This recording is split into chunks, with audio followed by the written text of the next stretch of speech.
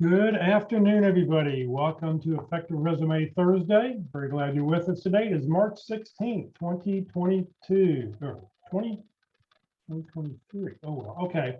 I'm behind by you. Sorry about that. All right. Please note this event is being recorded and is currently live on Facebook. The recording will be on the Career DFW Facebook page and the Career USA YouTube channel for others to view in the future. By participating in this event, you give consent for your name and picture to appear. Please note that any comments you put in the Zoom chat window will not appear in the recording.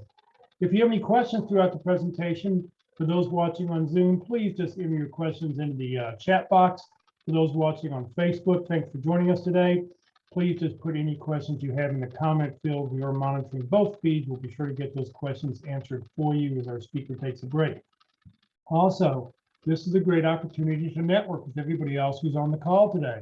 So feel free in the chat window for those on Zoom to put in your name, position you're looking for, a couple target companies, put in your LinkedIn address so we can connect with you, put in your email address so we can connect with each other. It'd be a great opportunity, a great way for everybody to do that.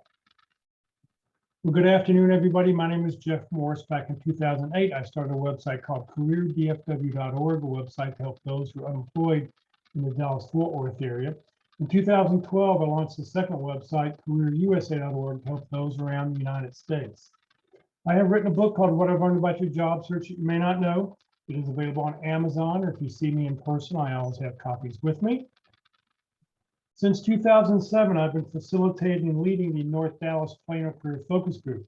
The group's been around since the late 1990s. I took it over in 2007, and I'll tell you about our great program. We have a good program coming up tomorrow morning. I'll tell you about that at the end of this session. And since 2017, I've been a member of the practice interview team. Remember, your resume and your LinkedIn profile will not get you a job. What it will get you is a phone call. How well you practice your interviewing skills, that's what's going to get you your next job. So if you'd like to have more information, please feel free to reach out to DallasPitCrew.com for more information. Well, today our speaker is Elizabeth Lyons. She's in talent acquisition, and I see I have that misspelled there. Sorry about that. She's going to talk about resume trends from 2023. So Elizabeth, thank you for being with us. I'll let you tell everybody a little bit more who you are, and screen's all yours. All right, great. Well, hey, thanks for having me back. Let me share my screen really quick and bring up the presentation. So this is what we're going to talk about today. Let me see. How's that? That look good? Yep, looks great. All right. So what we're going to talk about today is resume trends. Believe it or not, resumes have trends in them, just like your hairstyle or your car or your clothes. And I wanted to talk a little bit about that. And if you caught my last presentation here or some of the other presentations I've done the last couple months, I always give an economic update. And I'm going to review some of that because, believe it or not, it's changed since the very last time that I spoke here. So I want to go through that. And then I want to talk about what the resume trends are, what employers are looking for, because that's going to tie back to your resume again. And then at the very end, I'm going to leave you some tools, some really cool tools for you that will help you and assist you in the job search. So let's roll right into this. So my name's Elizabeth Lyons. I'm the author of 3 books. The first one was called Recession Proof Yourself, and I launched that probably about the same time that Jeff launched his website. The second book is called I Quit, Working for You Isn't Working for Me. And then the third book was a leadership book called Unapologetic Women Leading in Corporate America. I thought I wrote a book about women's leadership. Apparently, I wrote a book about leadership. There's been quite a few executive men that have bought the book, endorsed it, gave it to other people. So apparently I wrote a book for everybody. So that's pretty cool. Why I'm qualified to do this work. I am in talent acquisition. I've been in talent acquisition well over 20 years, believe it or not. And I've read a lot of resumes and had a lot of interviews. And so I think what makes me really different than some of the other job coaches out there is I've been in the trenches. I'm still in the trenches. So for example, yesterday I had a conversation with a hiring manager and we were going through 2 of the last finalists. And so I'm privy to, of the 5 candidates that that I chose, packaged, and sent them over.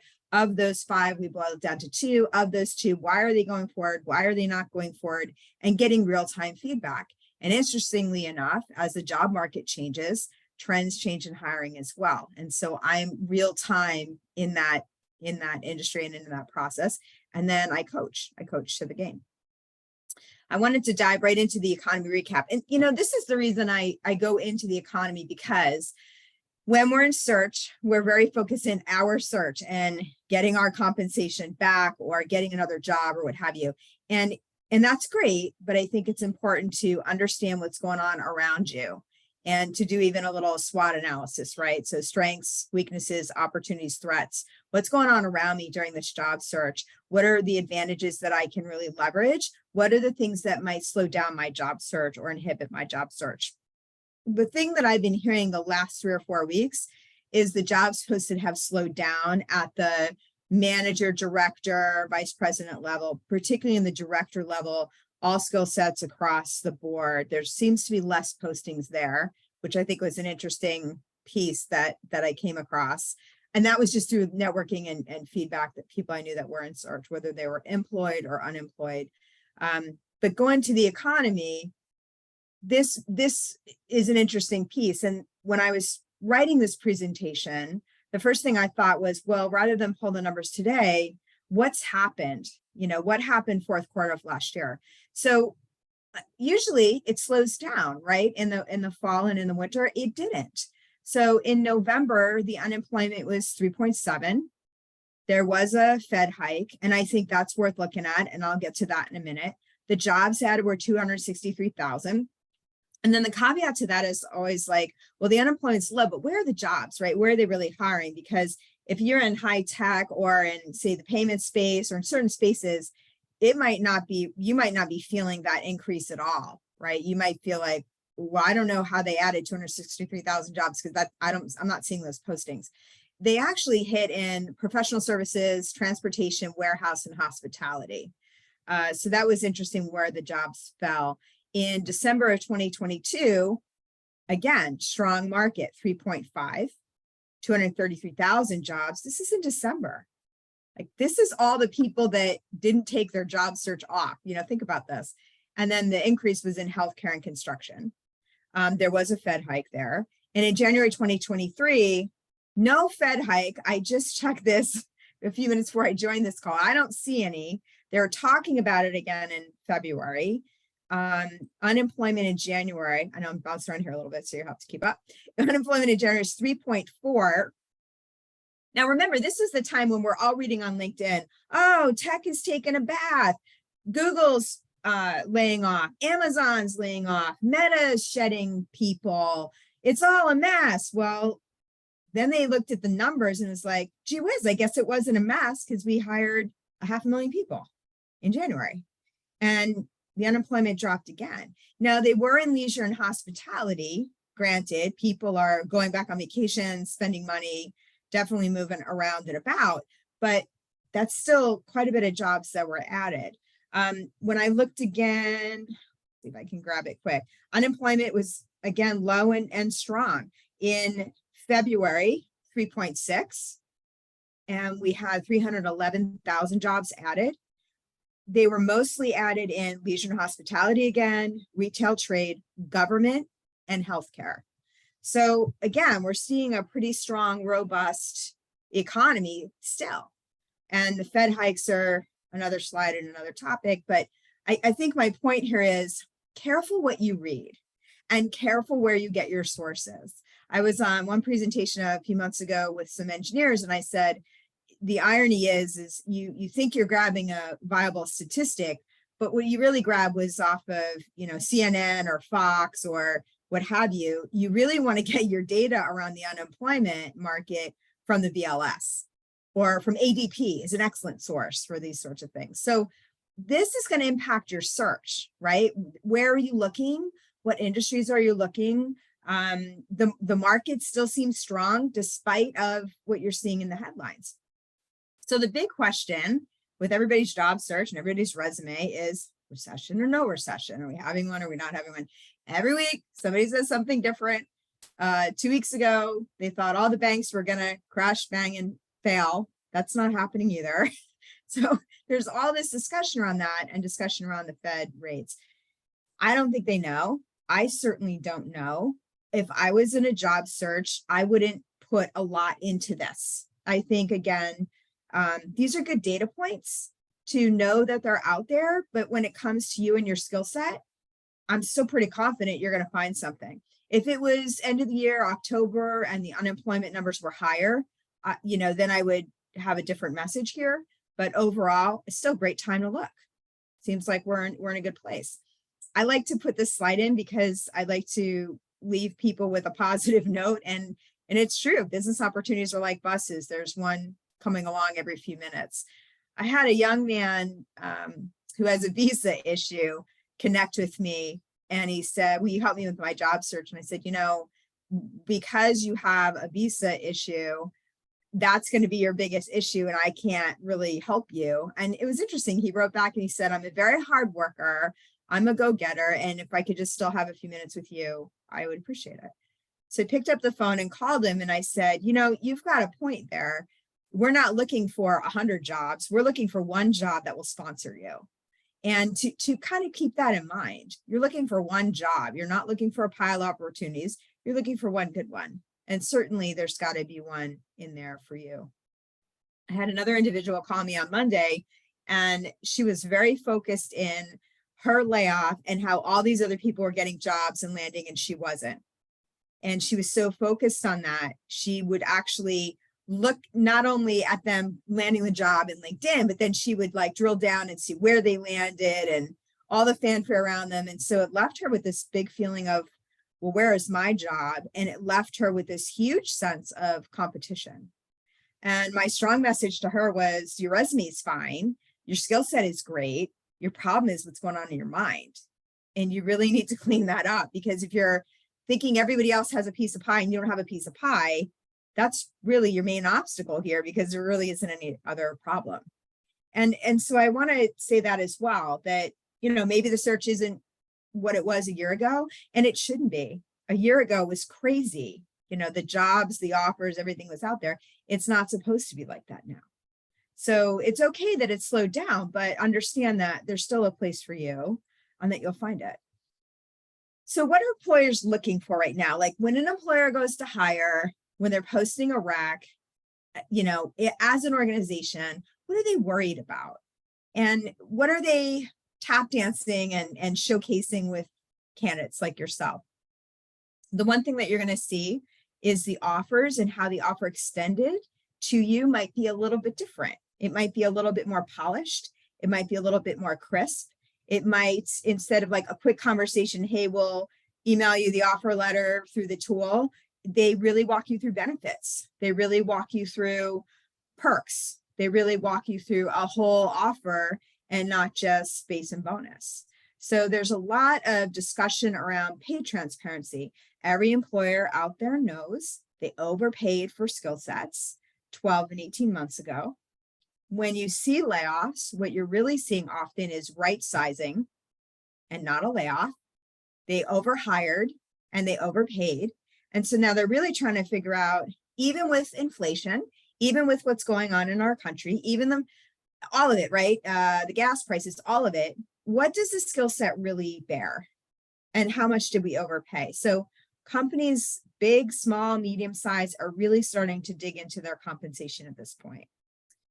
Retention has become still a hot topic. You don't see a lot of it in the headlines, but there's still a lot of emphasis around retention in terms of talking to people, understanding their career path, leaders making time to have those discussions with their direct reports. They said the trend would be that you'll start to see spot bonuses. So let's say somebody's there 10 years, they might just all of a sudden give them a quick spot bonus and thank them for their time and their tenure for no particular reason, not even tied to performance necessarily, really just to retain them. And that's still a focus point for all employers. Upskilling. When they pulled a report out of Amazon, 92% of employees plan to upskill.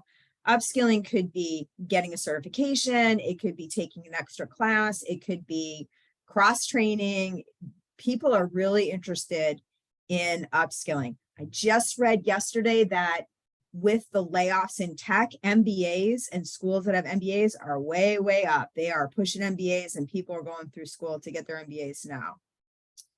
Healthcare is a hot button right now with employers. There's a lot of laws that are hitting the books across the country that are forcing employers to look at mental health benefits, look at things like parental leave, paternity leave, all sorts of things that could have been nice to have in a company. Now the laws are forcing them to re-examine what they're offering within healthcare, and also from a liability standpoint. If they didn't offer these things, what is their risk? So maybe they want to offer something more than just your general EAP. And 6 sessions, call this hotline if you have a problem, and they'll give you a counselor or refer you or what have you. So the healthcare piece, all of the companies are really looking at. Compensation and benefits are the major hot topics for 2023. That's what's on their mind as they're coming to you with offers. So let's dive into resume trends, what's hot, what's not. So I also want to preface the slide by saying, I was with a company I coach, but I'm also with a company full time. I was with one for 11 years. I left there, took another job. I was there for 15 months. I left there and landed another one. So I personally have been out on the market, not once, but twice recently.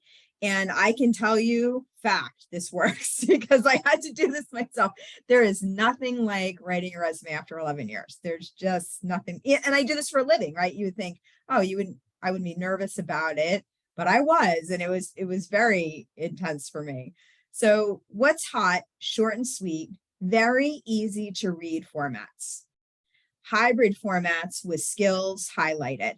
So I call them hybrid resumes in that sometimes your picture is up at the top left, or maybe it's a box that's colored and your skills are all listed there, any awards, your contact information, your names, all kind of left in a box. And then in the body of the actual resume, it's a lot of white space. It's very few bullet points. Every word matters. And it's just this clean, crisp. What it is not is a Word document and 0.10 font with objective at the top, a summary of skills after that, and then rolling into your resume with the company name, date, and then your title, and then 10 bullet points. We're not seeing those anymore. Part of what's driving that is the reader. You've got a lot of Gen Y people now that are seasoned enough in HR and recruiting that are reading those resumes. They think in 140 characters in Twitter. Look at Instagram. Why do they love Instagram? Clean, crisp, bright, inviting kinds of images. We're finding that the resumes kind of capture that same sort of look.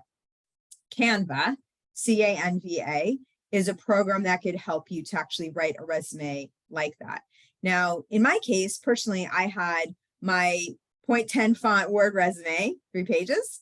And then I had this Canva resume. And I will tell you, I got calls within 24 hours on my Canva resume quicker than I did on my Word resume. And so I found that I was the guinea pig, and I find that to be very interesting. So the resumes are also very simple. I think even when you're senior level, I'm definitely a senior level person. We agonize over how many words and really trying to articulate what we did. And it's just not what's happening out there. There are very short, punchy words that explain what you did with the accomplishment. What's not hot is cover letters. I haven't seen a cover letter attached with a resume in probably 3 years of recruiting. Long lists of career progression, resumes that are anything longer than 3 pages. I don't see them anymore. Lots of words. I don't see it anymore. It's typically short and sweet, even in arenas like high tech, audit, accounting. I'm still not seeing these long resumes sort of things. They're not read and they're not written as much as what I'm finding. So you want your resume to really kind of get in there and get out and really explain what you have to offer and what you have to showcase. So let's talk about that. What do you have to offer and what do you have to showcase? So what are they looking for? Well, companies, they're right sizing, but some of them are still driving that growth. Some are going through growth, or they're going through what you'll hear in the interviews is transformation. Our company's going through a transformation. Well, what does that mean? That means a lot of change all across the organization, from processes to software to tools to platforms, anything from, we're doing an IT transformation. We're moving from Skype to Teams, where we're going to implement Workday as our HRIS. We're going to implement these processes to hire people. We're going to implement a new approval process. All of that, if there's lots of it and it's at a large organizational level, then they start to talk about transformation. So think about that. Maybe your company just went through one of these. That would be really helpful for them to know about you on the resume, because they're going to realize that you can handle change and that you're not afraid of that. Maybe you've even helped drive some of that transformation. Maybe the software that they just implemented a year ago, very solidly. That might be something to put as a bullet point on your resume.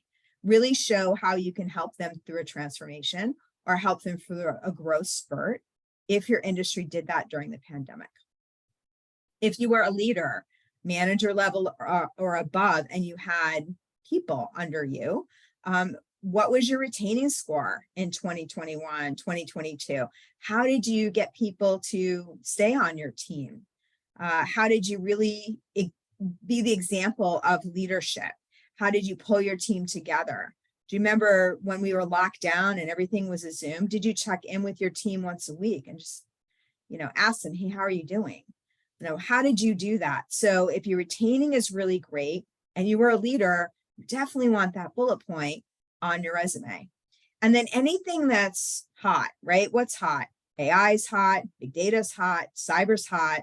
If you worked even tangentially with those teams, get that on the resume. That's going to make you a different kind of candidate. And that's definitely going to draw attention to you. These are the things that kind of get you calls, right? There's the yes pile, the no pile, and then there's I'm going to call, this is the top 3 I'm going to call. These are things that they're thinking about, but now you've really brought it out into attention in the resume, you're going to get that call. So the summary that I would say overall in the year, still a great time to find a job in 2023.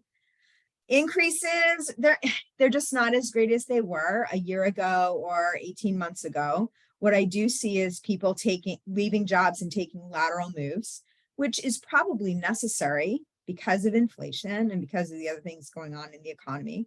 The whole word recession is still on the table for this year. What happened with Silicon Valley Bank is definitely factored into the equation when we're starting to look at rate hikes. So where rate hikes, I just read an article in February, and honestly, that's not what they're starting to talk about now because of that bank, because that bank was tied to bonds and it wasn't managed well. Like nothing comes from nothing. It doesn't mean all the banks are failing. And I heard a couple of people say that to me, and I'm like, because you don't understand anything about the system or how it works. They really truly are isolated incidents. But all those things, the Fed hikes, the banks, all that can factor a little bit into the search to some extent. Employers pull back, employers go forward with positions, employers post positions and then wait. So there may be a little bit about that. Recession, like I said, that's still on the table for this year, but when, we don't really know. But regardless, across the board, companies are still definitely looking for certain skills. So be creative in your resumes. Make sure that you're able to articulate why they would hire you in about 3 bullet points. So in your interviews, be very clear and crisp, why you? And that's also going to help you to be remembered. And it's going to help you to make sure that you're showcasing what you want to and not getting in the rabbit hole of conversations and interviews. And then lastly, I wanted to leave you this. This is what's hot in the market right now. I think we've all heard of Chat GPT right now. So that's kind of hot out there when it comes to interview questions. It can help job seekers with interview questions. I haven't played with it much, but you might consider that. LinkedIn Career Explorer, that's another great place to kind of check out. What I've found unequivocally in the last 3 months, everything is on LinkedIn. You buy premium, it unlocks all the jobs, and that's where you're going to spend most of the time in your search. Where 5 years ago, you were on LinkedIn, you were on Simply Hired, you were on Indeed, then you might be on some niche sites. Everything now is really kind of on LinkedIn. Some of the very, very large companies, sometimes they're there, sometimes they're not. So it's also not a bad idea to have those large companies written down and just go right into their website, run a search and see if there's a job under your skill set, set up an alert, and that'd be another way so that you don't miss an opportunity.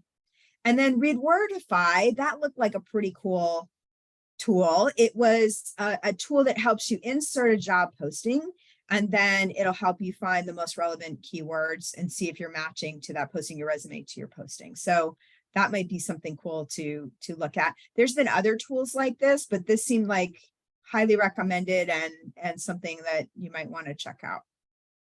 And then this is a copy of my book, Working for You Isn't Working for Me. You know what, Jeff, if you're comfortable with it, and if I can make it work from a technology standpoint, I can quick flash my resume that I did in Canva. It's not about the audience reading it. It's just seeing that format and seeing, oh yeah, now I understand what an employer is looking for. Would that be helpful? Yeah, definitely. I mean, because that was two of the questions. One question was, Neil says, when you say a lot of words are out, what should we do with the summary, intro, and core skills section? Okay.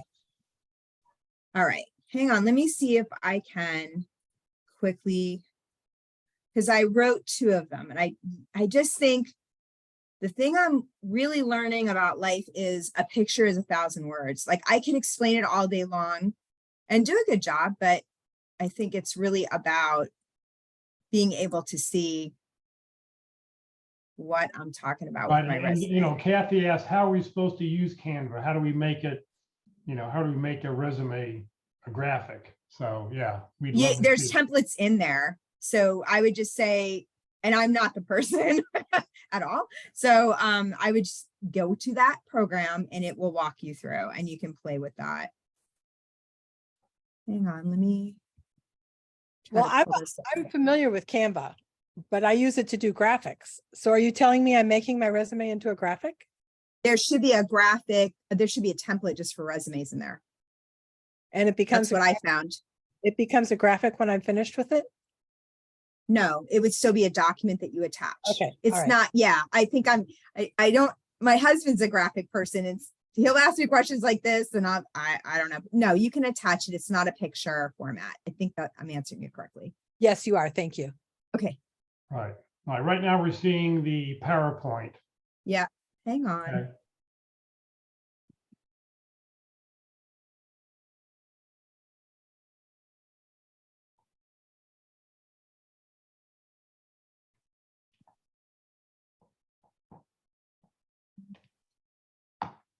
What I want to do is make you guys small so I can see my desktop and grab it.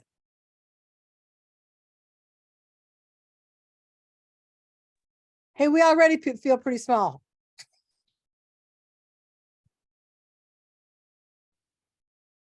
Hang on, let me stop video.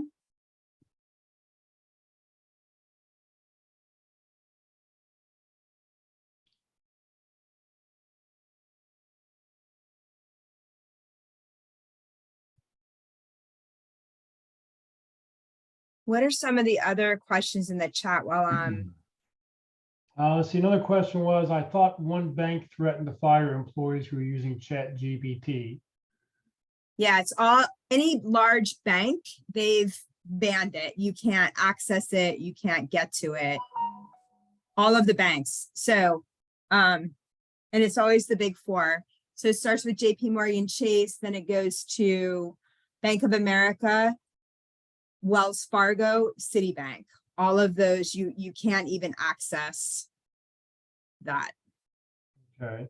And then I guess another question was, a Canva resume, can it go through an ATS system? Yes, I already answered that. Yep. Okay. All right, hang on.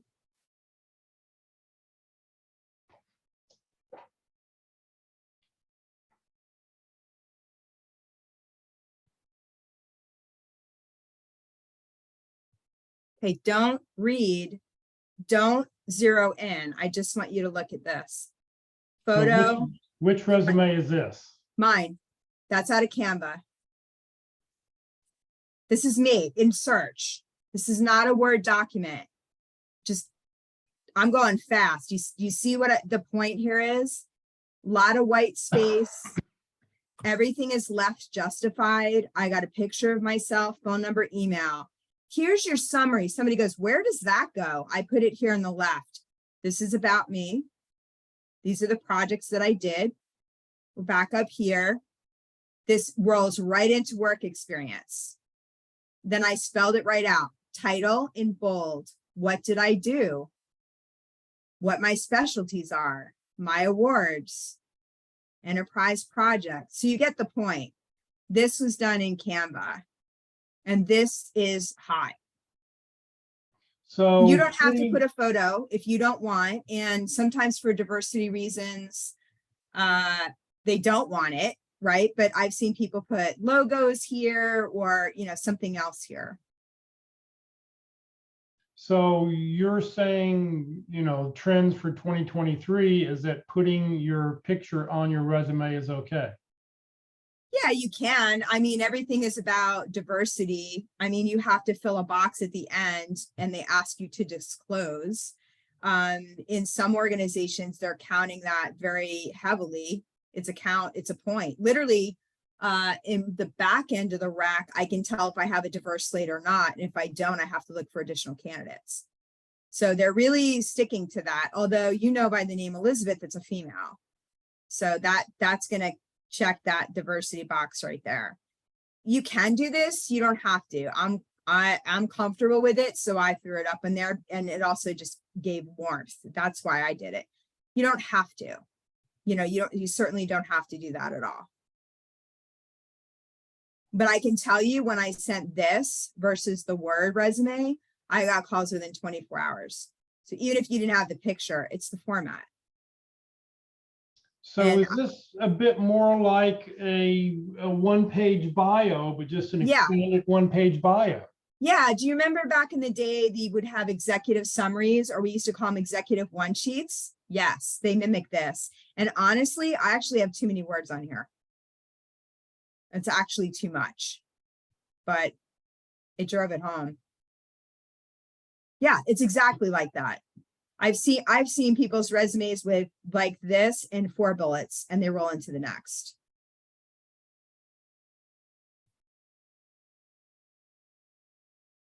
So Neil says, I put a picture when I was in my 20s, but I'm now in my 40s. I'm worried about ageism. Well, I always answer this question the same way. For 25 years, I've answered the question the same way. When you're 20 something, you're actually applying to mid-level roles. What does that mean? You're applying to roles that are, you know, 5 years experience, 5 to 7 years experience. When you're 40 something, you're applying to roles that say minimum 10 years plus experience, right? And so there is no ageism. It's based off of your experience and your skill set. You're not competing with the 25-year-old guy ever. Now, you don't like how you look or what, you got some other thing going on and you don't, then that's what it really is, because it's not ageism. You're not competing with them. They're not competing with you. Okay. And when they see you in person, they're going to know how old you are. I mean, it's not, you can't really hide that. Well, they're going to see that on LinkedIn anyway. And I don't know, maybe that's more about, you know, we want to be interview ready, you know, polished or whatever. Maybe it's more like that. But the other thing too is if you have ageism in your mind a lot, you will experience that. You know, I said to a client on Monday, I said, you know, people don't understand this, but this is the next new trend. Your brain, you are a virtual reality machine. And it's like you put on these glasses and you're going out in the world. And so if you have glasses that say ageism, that's what you attract. That's what you're going to get. Guaranteed. It's like the woman who is in search and she's looking every day that lands a job, but she doesn't. She's just going to keep experiencing that. You know, you're just going to keep experiencing that. So I wouldn't put, if you don't start believing there's a place for you and your skill set has value, you either need to get different skills or I don't know what to tell you. I mean, it's, especially now, the market can be more forgiving around diversity, and they couldn't be more. So you don't want to put a photo out there, that's fine. But and if you don't look like you did in your 20s, then that's okay too. But like, you're looking at that. Nobody's looking at that. Nobody's looking at that. I know you may have mentioned this, but how many pages, I mean, what are you seeing trends as far as resume pages nowadays? 3 is really too long. I mean, I'll read it but I don't read all of it. I'm skipping to the bottom because I'm really interested in, sometimes on the bottom, they'll put interests, or even education I don't look at so much, but sometimes they'll put something really interesting at the bottom.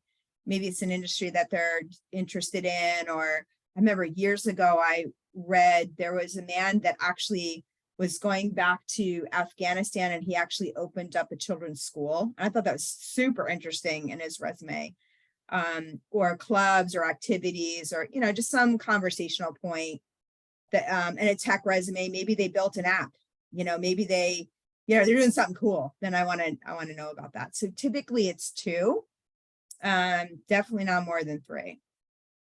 I knew somebody once at the bottom of the resume put "in search of the perfect hamburger," and that just became he said, I got more phone calls. They didn't want to hire me, but they just wanted to tell me where the best hamburger was. Yeah, but that's cool. You know what I mean? It's in LinkedIn too, like when you see people's headlines, they say interesting things. That was a trend that started a couple of years ago. You don't see it as much, but like mine is like that. So I'll say like Starbucks junkie.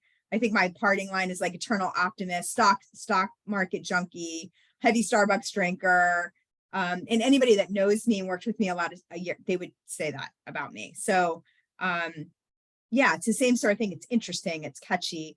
It's really not stiff anymore. It's not all this professional button down anymore. It's much more casual conversation, but professional. Like in my industry and fintech and banking and financial, there's still this like polish, and there's this little bit of, I wouldn't quite say air, but there's this just like, it's business casual, heavy on business.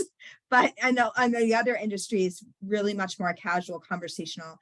Interviews you're going to find are much more conversational, like much more, who are you? What do you like to do? And, you know, maybe be ready for that. You know, I said to somebody on the phone yesterday, it was a coaching session. I said, what do you like to do for fun? And he wasn't ready for that. You know, he wasn't ready to answer that. So be ready for that. They may ask you things like that, not personal, like how many kids do you have or how old are you, but just conversational, like what do you like to do outside of work, kind of thing.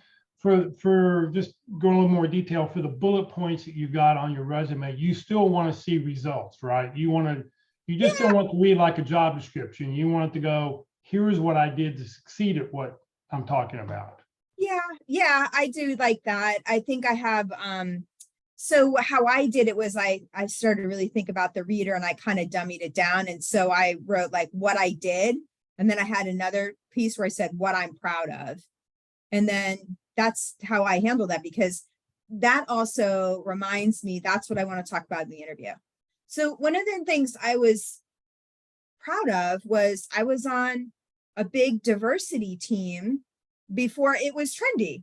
You know, and it was cool. And I was really proud of that work. And, you know, I had a day job, but I was on this like special project. And so that's like under, like, what am I proud of? So like friend to friend, don't put the stuff that you did that you're not proud of. Like we all get shoved on that project, or we have this other stuff we do. Don't put it under what you're proud of, or even a bullet point, frankly, because you don't want to talk about that. Don't highlight it. You know, don't. If you're proud of your retention scores, if you're proud of, you know, something that's hot, like, hey, I'm really proud of like my work impacted the cybersecurity team. Yeah, put that on there. So taking what you've done for your resume, how have you modified your LinkedIn profile? Or is your LinkedIn profile more robust, less robust? Less. The same? Less, because I love what you said in the beginning. It's just to get you the call. if you put too much on there, they're going to read it word for word and they're going to make a judgment. And so I control that conversation. I don't want them coming to a conclusion. So LinkedIn's that I write for clients, and when I rewrote mine, really company name, title, no bullet points, on to the next one. There was some meat and potatoes in about, and some meat and potatoes in projects, because that was what I was proud of, but nothing. You're going to have to call me and ask me for the resume or show some interest. Things you do want on the LinkedIn, if you have certifications, I have my PHR, that is Elizabeth Lyons, PHR, put it after your name at the top, put it in the about section as well. I don't care if you have 4 of them. Don't feel like, oh, it's too much, it looks dumb. Put it on there. Right. If anybody else has any questions, you're welcome to unmute your mic, ask away. Questions? Let's see here, James. Oh yeah, this is Richard. Yeah, go ahead, Richard. Yeah. So when I look at that format on Canva, what I've read and talked to people about in the past is that won't go through an ATS system well because of the It coloring. does. I got calls for 2 years. You said it right. What you said in the past, I'm telling you, it does, because 99% of the ATSs now are Workday, and Workday, it accepts it. Now, if you're on something, even when I applied to an ISIMS ATS, it went through. And does it automatically populate the fields? Yeah, it read fine. What about Taleo? I don't know. And they won't be on Taleo long, so. I mean, Workday has the NASCAR car. They had a big spot in the Super Bowl. Forget it. If they're on Taleo, I don't even know if you want to work there, man. They're not even. I know, I'm getting all my emails from Workday also from these banks. That's right. Because it's really easy. It's user-friendly. It's phenomenal for job seekers. They can configure it. They can configure it right down, again, like I said, to diversity. Like I work on Rex and it tells me if 80% I have a diverse slate or not. And if I don't, I have to go find diverse candidates to complete the slate. That's how deeply Workday can be configured. And then the approval process. So I don't know about Taleo or Brass Ring, but I don't know if you want to work there, because if they don't have that tool, man, I don't know what else they have. They probably got paper clips and I don't know what else is going on there. So I think it would attach. I would think it would attach. I mean, I agree. It's a great format, catchy, and you as a recruiter like it. And we need several resumes because it doesn't go through certain ATSs. Well, this is what I'm telling you. It's not about what I like. I've been in search. I got calls. I'm your proof point. And if you don't like it and you want to argue, don't do it. It's fine. But I can tell you, not 1 search, but 2. Word this, that got calls. That's hot. So when what I talk about to other PDF? people, that's what works. What about PDFs? I was told recently, again, don't put anything through with a PDF, only use Word.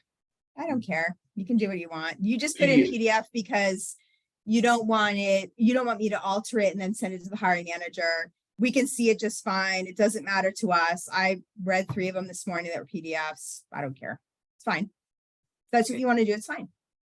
Jane asked, any advice on how to address being overqualified in a resume?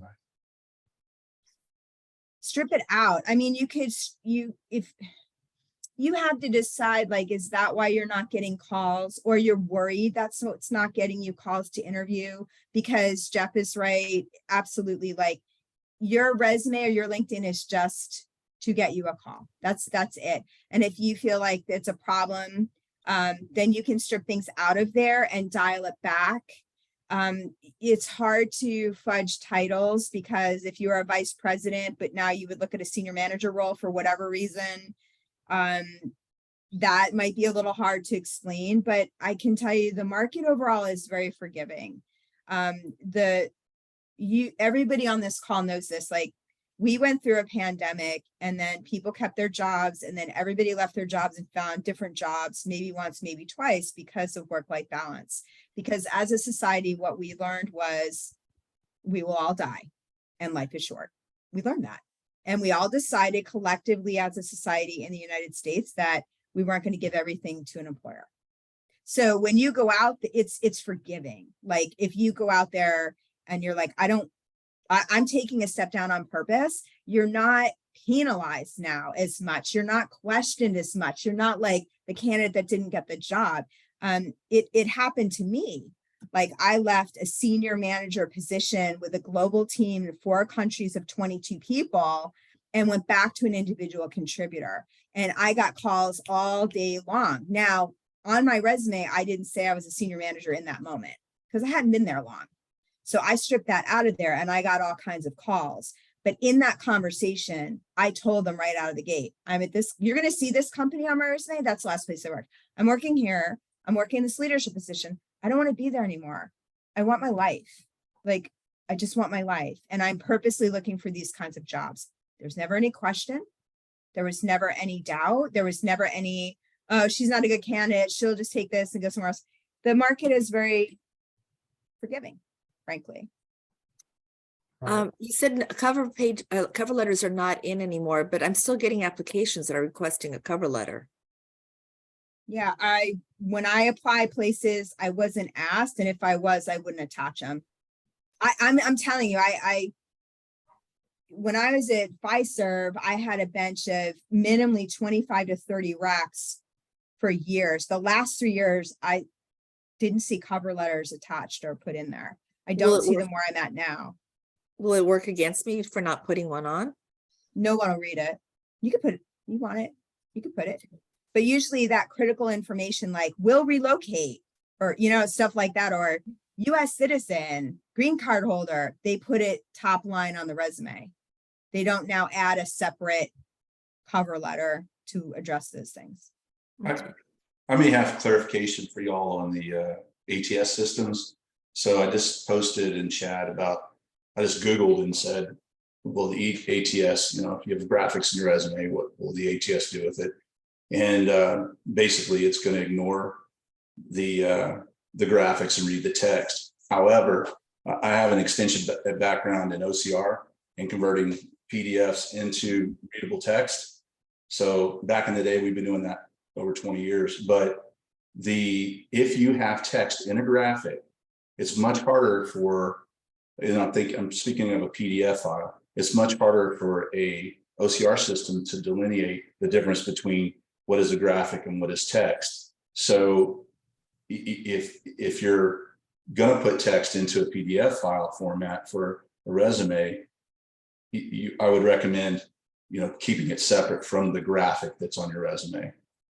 Does that make sense? Especially if there's not a lot of contrast between the two. If you have a lot of text in a graphic in the same box, if you will, on the resume, then it's going to be easier for it to pick it up.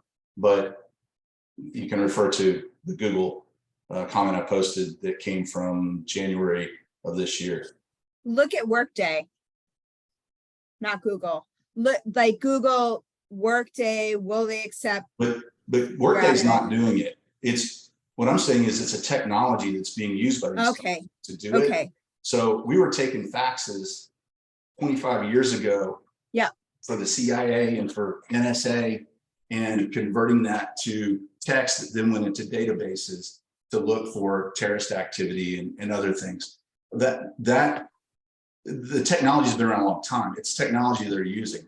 Microsoft's not doing voice recognition. Nuance does the voice recognition, and it's used by Microsoft and by Ford and by Chevrolet and whoever else. I'm just saying, and that technology is from the same area. But no, I can appreciate that. So I'm just saying that you're okay using. I think where this got off the rails is somewhere along the way somebody said an ATS system, is graphics going to mess it up? Well, yes and no. It depends on where your text is in relation to the graphics. Would it also be like this? I'm assuming, or you could answer this better than I could. Like the pixels, like how big that photo is of me. If I shrink it down and then I import it into the document, could that if it's too large, that photo, the pixels or whatever, could that graphics? That's not going to bother it. It knows the photo right away. Okay. Okay. So, but if you had a photo with text over the photo in the same, you have a photo with text below it that said maybe what your 3 major traits are or something, Yeah. your skills, it would be harder for it to distinguish that because it's in with the photo. Whereas if it were below the photo, right, then it's easier for it to pick up. Why did mine always go through then? Well, Like you don't have anything always. on your photo. What do you mean? I'm talking about text on top of the photo. Oh, okay. See what I'm okay. saying? Yeah, I do. You have text below your photo, and you have Yes. a bit of text in the resume that you posted. So it knows that, okay, this is text, and it's able to Okay. convert that. And then you have, PDFs that are a smart PDF that actually has a text layer behind the PDF, which could easily go into the ATS. Am I going too deep? No. I love Okay. technology people. I work with So- them every day, all day long. It's helpful. So And I anyway, think the one of the things, if you're converting it to a PDF file, you want to make sure that it's a readable PDF file. there you go. Because With the there's some text layer. PDF files that are not readable, and then you're just sending a blank box to them, right? Well, you're sending a graphic, but then that can also be converted. If it's not a readable PDF, depending on their technology that's behind their ATS, it could still be converted. It's just more difficult for it to convert cleanly than it would be if it was a readable PDF, which has a text layer behind the graphic of the file. So, or attached to it, if you will. Great. I hope it's Elizabeth, helpful, not confusing. Great. No, I got it. Yeah, Thank great, you. thank you. So Elizabeth, got a question here. People all day are putting together a resume, they're applying for jobs online. Should they be spending more time networking their way into a company than just applying for jobs? When I coach clients, so I actually have 2 ways, how I did it twice successfully, and then what I coach clients. Yeah, I mean, it's a part of the search, right? That when I did a coaching call yesterday, we talked quite a bit about his resume, but the first thing I said to him was, what do you want to do? And then where would you like to be? And so he didn't have a list of like 7 companies he would like to work for, or 5 or whatever. And that was important. That's important. I'm like, where do you want to go? The other thing that we talked about was revenue. And he was like, he's a finance guy. Like he's a hedge fund young guy. He worked in crypto. I mean, this guy's young and sharp. And he's like, I never thought of that before. I'm like, look, if you work for companies that are $5 billion, don't apply to another company that's lower than that. Why would you do that? It could be a big mismatch also in culture and if you enjoy it or not kind of thing. Right. And so I was like, I knew the revenue I was walking out of. I looked at companies that were going to mirror that. And you can't look at employee count because employee count often isn't representative necessarily of revenue. So, I mean, the networking is key to it because when I networked, I'd apply to all these places. And then I would run in my network and be like, tell me what you know about JP Morgan. Tell me what you know about Goldman Sachs. Tell me what you know about, and all I asked was, is this a good place to work? I didn't ask them to drop my resume off. I didn't ask them, hey, I applied to R- whatever. Can you get me in? I literally used my network for, if I open up door number 3, what am I going to find behind it? Now, again, that's just a bullet point. And I tell my clients that too, because I got a lot of different commentary about one particular company. Some said it was good, some said it was bad. 2 people said it depends where you're at in that company. Some divisions are better than others, and leaders are better than others, So I just kind of like put that in the back of my head. I still interviewed there. I still applied and interviewed there because ultimately I wanted to vet it. I remembered all of that, but I didn't make a judgment about it. I used my network to help me to understand beyond the marketing what was good and what wasn't. And then sometimes I did go back around and say, hey, there's a job there. Can you help me get in? Occasionally I did. But yeah, I think the network is really valuable because what they're showing in marketing sometimes isn't who they really are.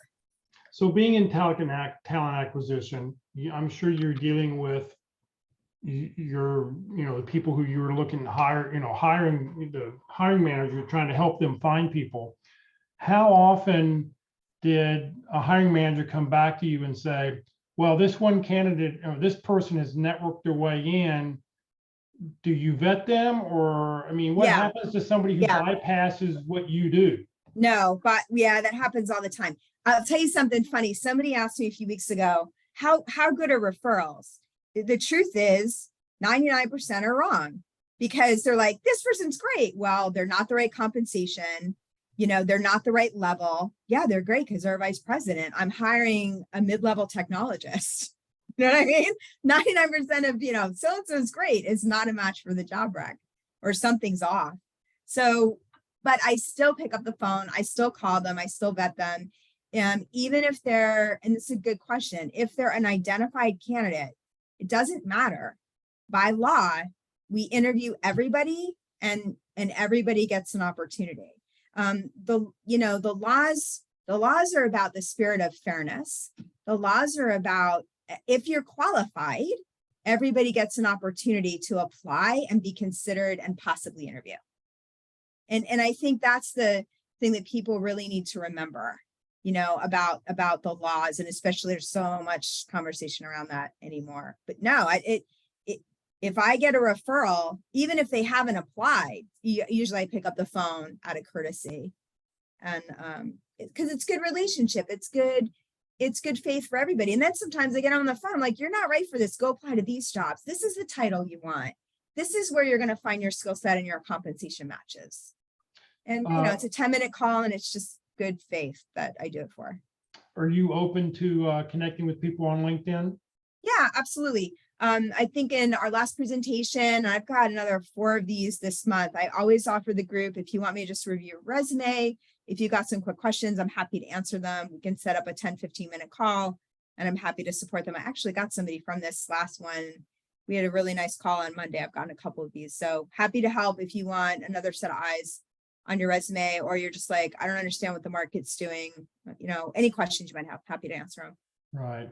All right. Well, if you'd like to connect, Elizabeth, thank you. If you'd like to connect with Elizabeth, just reach out to her on LinkedIn. Be sure to send her a personal note. Let her know why, that you saw her here today, or something she said. Just let her know how, why you're connecting. It'd be a big help. I think Laura had something. Laura Oh, Gill, I Laura, hope I'm go not ahead. seeing your. Hi, just real quick. I'm applying to a major bank for the returnship after career break, and they posted one range of salary because we're in New York and they have to. But Yeah. when they spoke to me, they quoted a lot higher. I didn't ask them why, because I didn't want to, but I'm wondering why that was. For every position they interviewed me for, it was the same thing. Yeah, so that's a good question. You know what? I get the opposite question a lot, Laura. They're like, but you posted this. I'm like, yeah, that's New York and Colorado and California, but our budget range is this. And so usually that's what the problem is. So they see these big numbers for your state, but it's less. So obviously it's a rec range. The entire band of the position is higher. And also when they talk to you, they know you're a New York candidate. They probably, chances are, ran numbers, and they've seen all the people internally in the pool and what their salary range is. And so they're trying to come in for an internal equity reason appropriately for you. Okay, thanks. Because they did have it per state, and they had New York as the highest, New York and San Francisco. And it was higher than that. And it was even higher than that. Because they're looking at their internal equity pool. There's a number that is in the system. I can see it too. There's a number that's in the system. And then on the back end of the offer in your big, large banks, we look at that. Okay, in this job pool, there are 50 people and they're at the 75th percentile. This is at the 50%. So what happened for you is just good luck. There are people that are in New York that are compensated higher, but it's still within that rec range. Thank you so much. Yeah, you're welcome. I hope it helps. Yes, Great. thanks. Elizabeth, thank you very, very much. Thank you for your time. Like I said, if you'd like to connect with Elizabeth, please do so. We'll find her on LinkedIn. And good luck in the Career search. FW Thank you. Thank you, Elizabeth. With Career FW Career USA, we're putting on training 4 days a week. Please join us. Tomorrow, we have a very interesting presentation all about background checks. Mike Coffey runs a background check company, and not your submit $18 and they'll do a background check on you. He does the full-blown send somebody to the courthouse to make sure you are who you are. He'll He'll do as much or as little as you want. He'll advise employers on here's what you need to be looking for if you want to make sure you've got good hires. So join us tomorrow morning, 9:30. Mike Coffey talking all about background checks. Next Tuesday, our LinkedIn presentation will be with Terry Sullivan. We're going to talk all about how to create a LinkedIn brand that tells your key contacts who you are, what you do, and how you can help. This event will not be recorded next Tuesday. Terry doesn't allow his presentations to be recorded. So if you want to watch it, you do need to watch it live. Next Wednesday, Mark McDonald and Walt Glass will be with us to talk about avoiding interview crashes. This is actually session 13 of 13. So if you'd like to watch that, please join us next Wednesday for that session. And then next Thursday, we have a networking presentation all about networking. We have a different speaker who shares her thoughts. Come join us for that. This session has been recorded. It will be on the Career DFW Facebook page and the Career USA YouTube channel. On the Career USA YouTube channel, click on playlist. Otherwise, there's like 400 plus videos there, but there's only 7 different playlists. So if you click the ones for Effective Resume, down below it says View Full Playlist. You click on that and you'll be able to see this presentation. It'll be a couple hours before it gets uploaded by YouTube. I mean, I'll get it up as soon as it can, but YouTube takes a couple hours for it to process the video. If you're not receiving emails about our workshops and you'd like to join the Career USA mailing list, just send an email to Career USA, +subscribe @groups.io. You'll never be spammed, but what you will get is the topic of the day, the title of the day, and most importantly, the Zoom link of the day. That way you can just open the email and you can join us for our next session. Please remember, Career DFW, we're a 501c3 nonprofit organization. All of our speakers are volunteer. Elizabeth volunteered to speak with us today. I'm a volunteer. Everything I've done over the last 14 years has just been to help you land your next great opportunity. So thank you very much for joining us today, everybody. Once again, Elizabeth, thank you very much for your time. You're welcome. And hopefully we'll see a bunch of you tomorrow morning. Thank you.